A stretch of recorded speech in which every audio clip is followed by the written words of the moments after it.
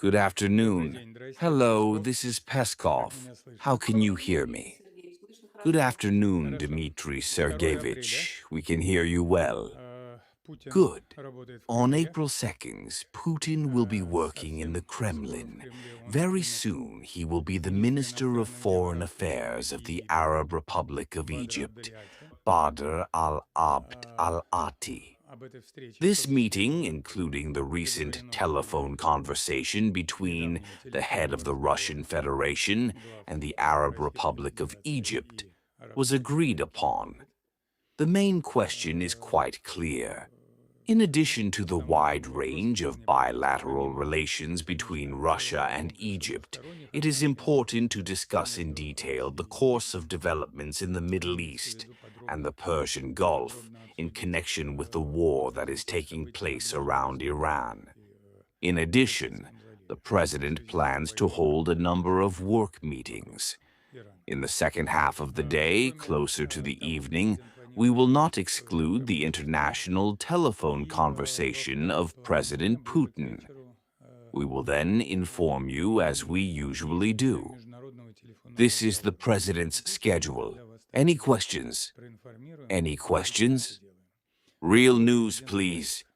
Real news, please. Thank you very much. Dmitry Sergeyevich, in the current situation, will the Russian Arab Peaceful Day Summit remain? Is it clear when it can be held? And in general, is it possible to bring together all the countries of the region, given how acute the conflict in the Middle East was? Well, let's put it this way. In the near future, of course, it is unlikely to hold such a summit. But the unprecedented negative consequences that we all faced after the start of the war in Iran and after the aggression against Iran, we imagine that holding such a summit in the future will be in demand and will be useful.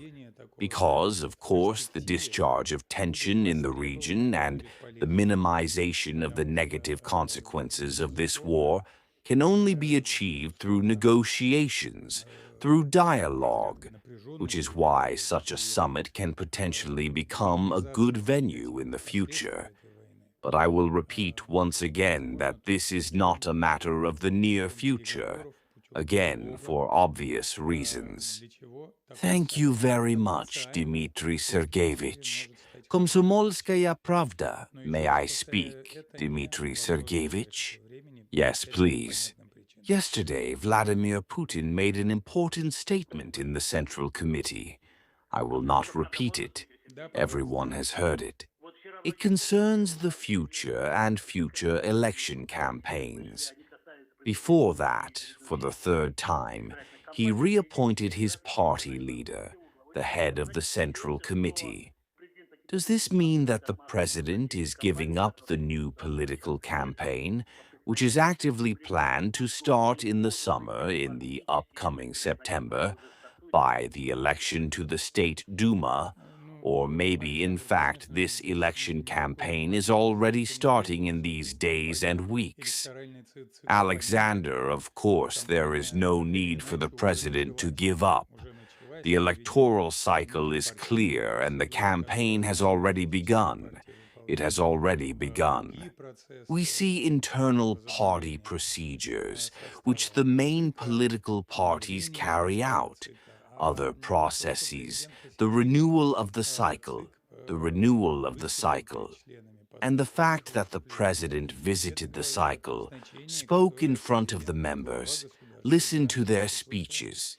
This speaks of the importance that the president, as the head of state of the Igorenko institution, gives to the work of this most important body. Thank you very much. Dmitry Sergeyevich, good afternoon. Can I ask you a question from the U.S. Express? Yes, please. You know, everyone in the media is guessing whether there is really such an assignment of the President of the Ministry of Digital Affairs to take measures to limit the use of VPN services to bypass blockers. I do not know anything about such an assignment. Okay, thank you. Anything else?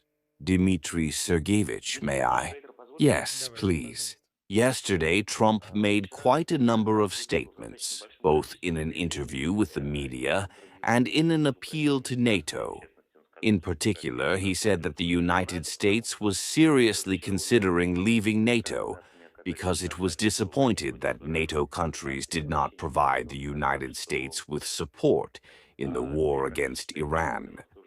In an appeal to NATO, he said that the goals were almost achieved, but at the same time did not name the possible termination of the war.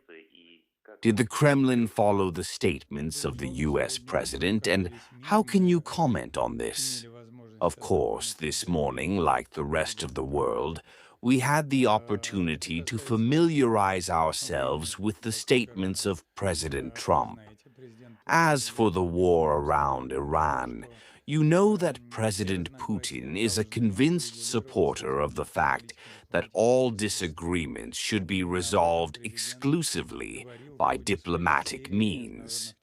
This is exactly what the president said during a series of international telephone conversations with the heads of the states of the Persian Gulf and the Arab world. And the president continues these contacts.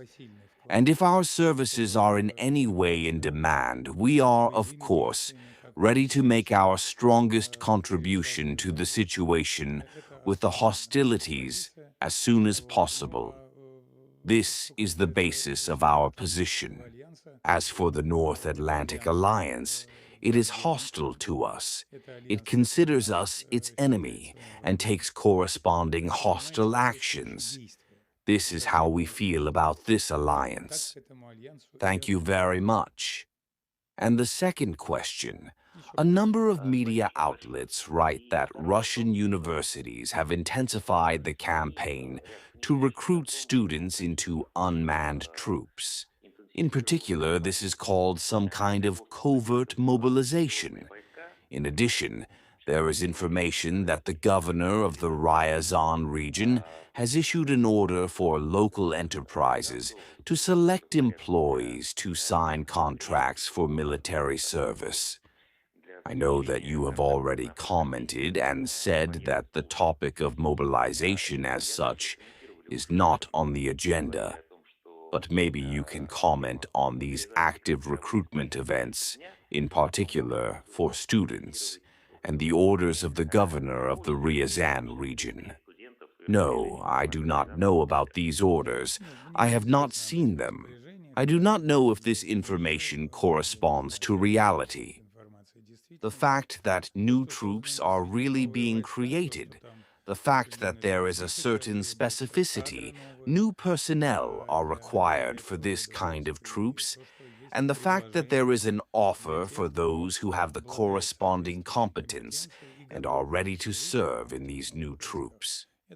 This offer exists, it is on the market, and it works equally for everyone, for both workers and students, for non-workers, for unemployed, and so on and so forth. Therefore, this is a completely open offer for a new kind of troops. Thank you very much.